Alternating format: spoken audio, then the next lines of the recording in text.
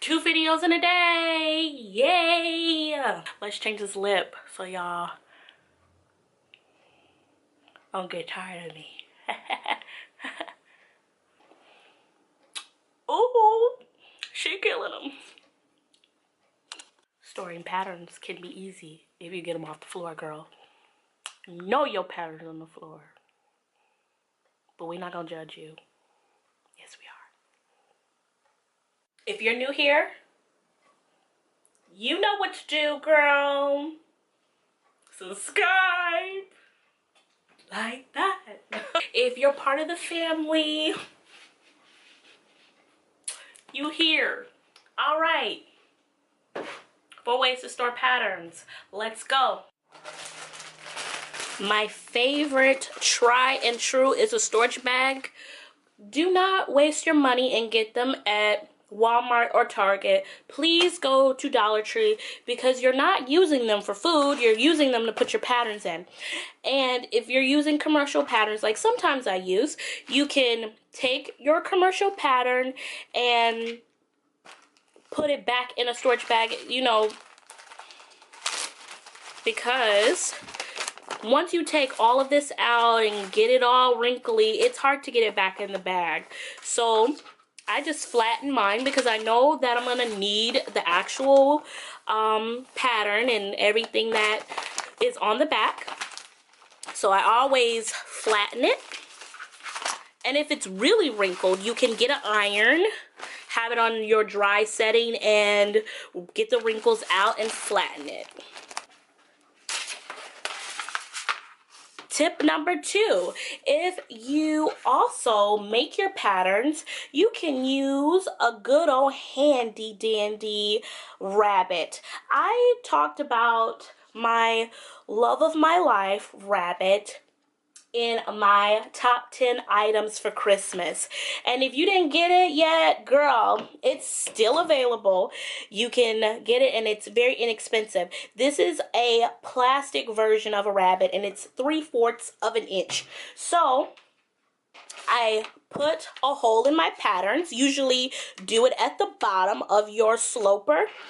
And then you can get pattern hooks that are available on Amazon. And then you can place probably a good 20 patterns on here. And then you can hang it up. Once I'm done with my pattern, I hang them up. This is where I hang all of my patterns up that I have done in the last year. And I got this hook from Dollar Tree. Yes, you guys, I'm always talking about Dollar Tree, but it's so effective. And they stay wrinkle free. What I love about this is that I can store my patterns and then when I need them, I know exactly where they are. This is a great way of getting organized. So I have my commercial patterns.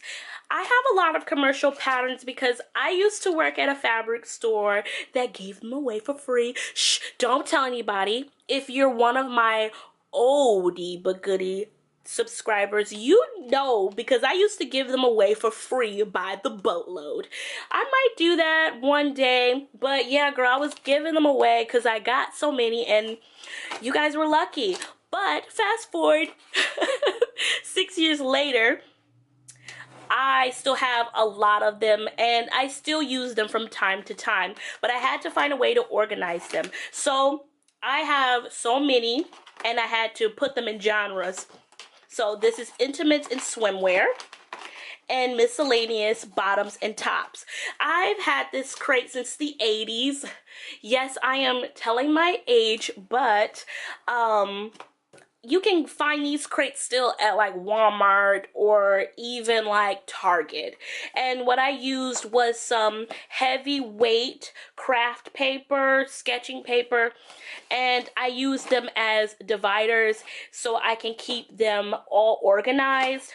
I love this idea. And you can also use like those fabric boxes that you can find anywhere. They even have them at Dollar Tree. And you can put your patterns in here and you can separate them and they'll be very, very nice and together. So you can see like bottoms right here, and then I have like tops. Yes, girl. Tip number 4.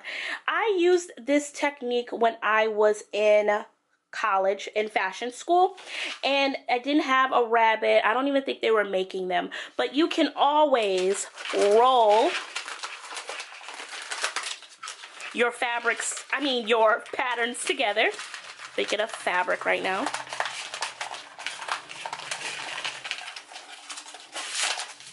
And then you can get like a scrap piece of fabric and tie it.